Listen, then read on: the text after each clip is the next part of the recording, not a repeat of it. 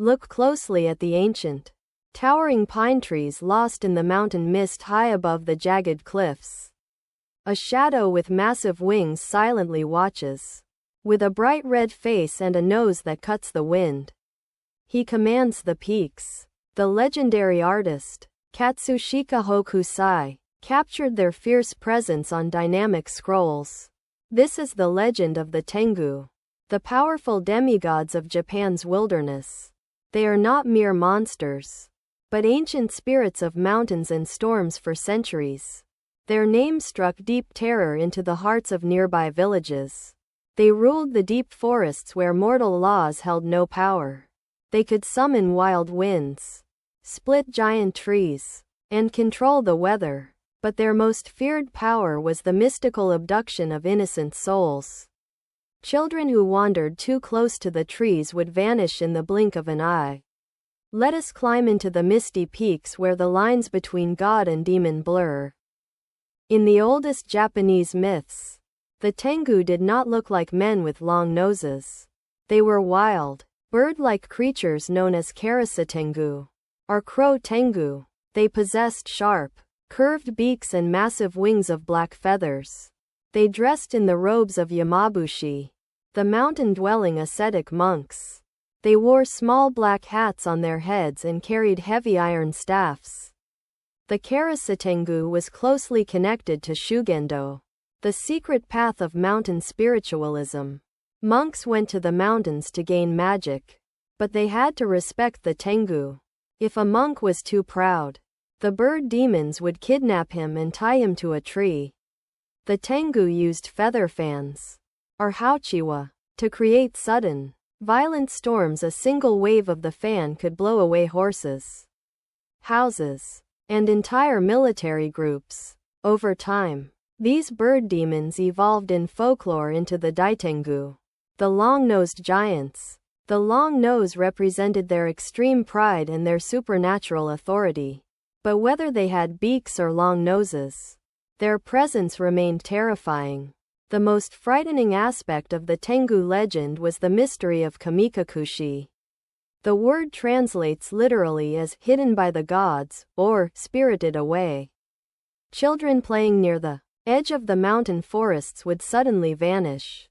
There were no footprints, no screams, and no struggle left behind. The frantic villagers would search for days, banging drums and calling their names. Often, the lost children were found in the most impossible locations.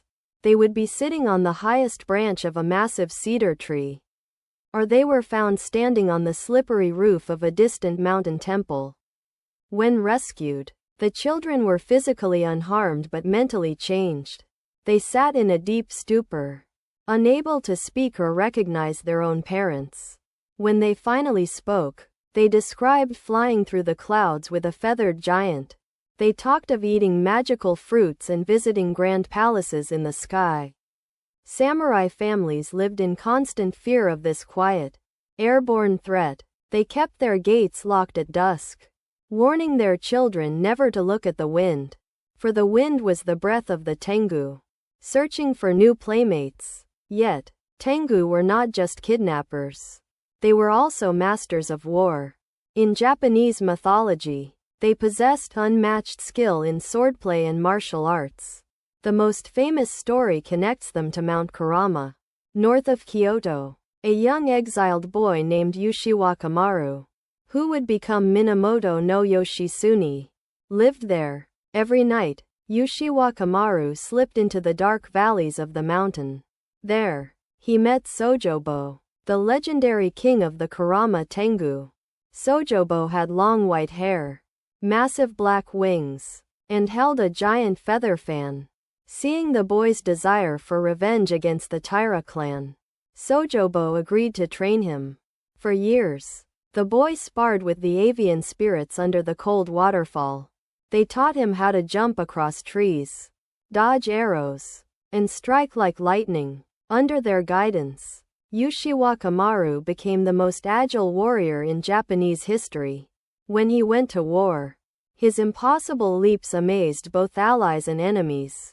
The Battle of Dan no Ura saw him leap across 8 ships to escape danger.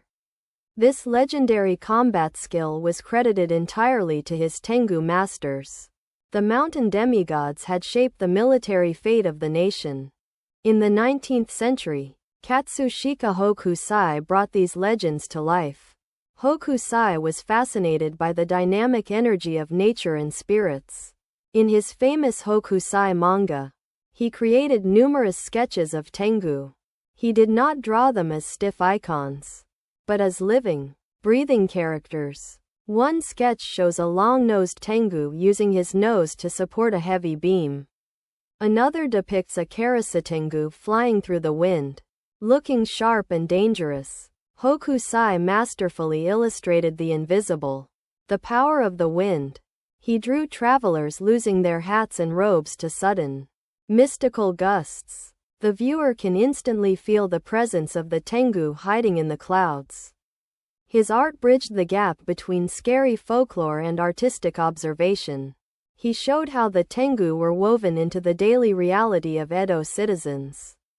For Hokusai, the monsters were as real as Mount Fuji itself.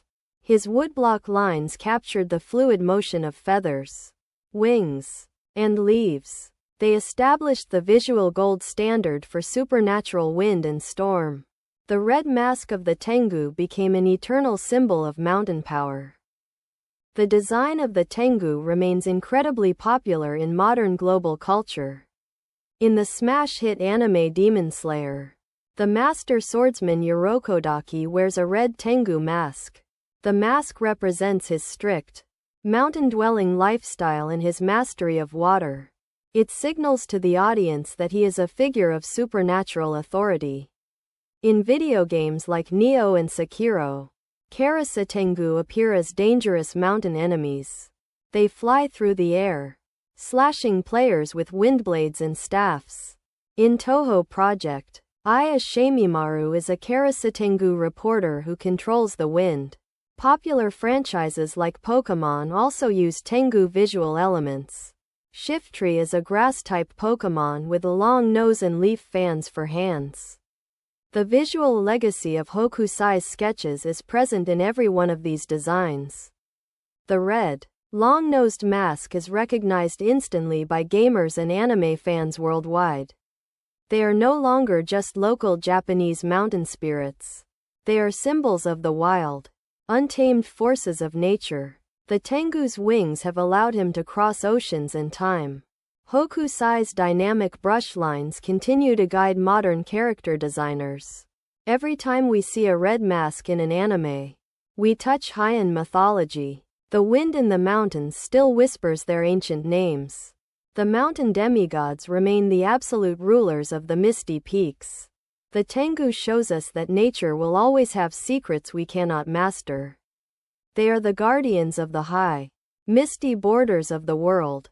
Next time you hike in the deep pine forests of Japan, listen closely. That sudden rustle of leaves above you might not be a bird. Do you believe in the mystical power of Kamikakushi? Or is it just a local warning to keep children from wandering too far? Write your thoughts and mountain legends in the comments below. If you love Ukiyo-e and supernatural mythology, subscribe to Ukiyo-e Shadows. Turn on the notification bell so you never miss an episode. We have many more scrolls of Japanese wonders to unroll for you. Until next time, stay safe in the wild forests. Keep looking closely, and keep watching the shadows.